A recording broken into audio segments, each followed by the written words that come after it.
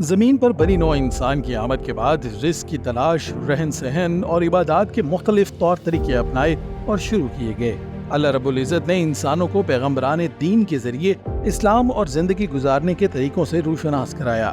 اسلامی سلطنت جب پھیلی اور ترقی یافتہ ہوئی تو جہاں تعلیم، صحت اور زندگی کے دیگر شعبوں نے ترقی کی، وہیں اسلامی فن تعمیرات بھی ایک ایسا شعبہ ہے جو آج تک پوری دنیا میں معروف ہیں، اور نہ صرف مسلم امہ بلکہ دنیا بھر کے ماہر تعمیرات امپریس ہیں۔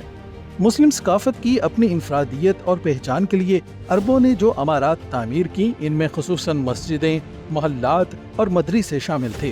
خود حضور نبی کریم صلی اللہ علیہ وسلم نے 622 عیسوی میں مدینہ کے قریب پہلی مسجد قباء تعمیر کی۔ اس کی دیواریں اینٹوں اور پتھر سے بنی تھیں۔ اس مسجد کی چھت کھجور کی شاخوں سے بنائی گئی تھی۔ لیکن سال 639 عیسوی میں کوفہ میں تعمیر ہونے والی مسجد پہلی تھی جس میں سنگ مرمر کے ستون بنائے گئے۔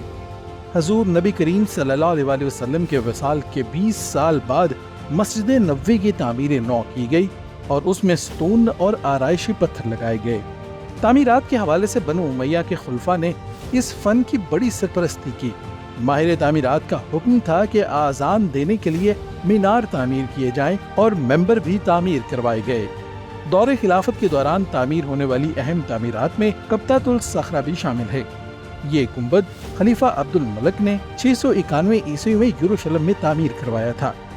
یہ ایک خوبصورت اور دیکھنے والوں کو متاثر کرنے والا گنبد ہے اور ابتدائی مسلم تعمیرات کا ایک بہترین نمونہ ہے۔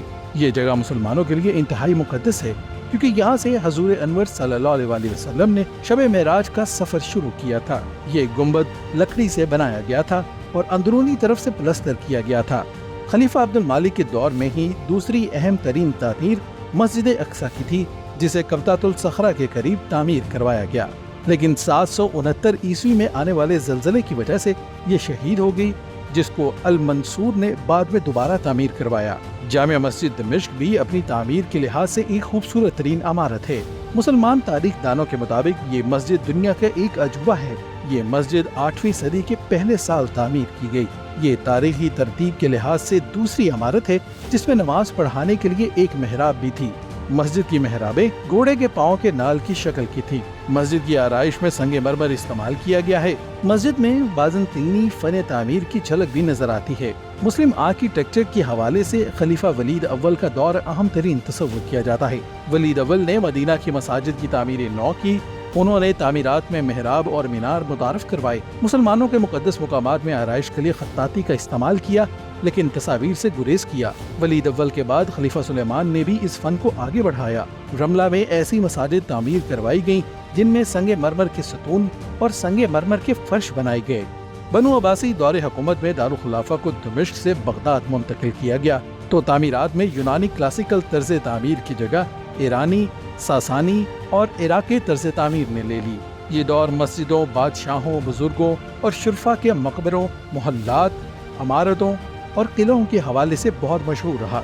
تقریباً اگلے 500 سال تک عباسی خلفاء تعمیرات کی سرپرستی کرتے رہے اور ایسے شاہکار فن پارے تعمیر کیے گئے جو آج تک آرکیٹیکچرز کی توجہ کا مرکز بنے ہوئے ہیں۔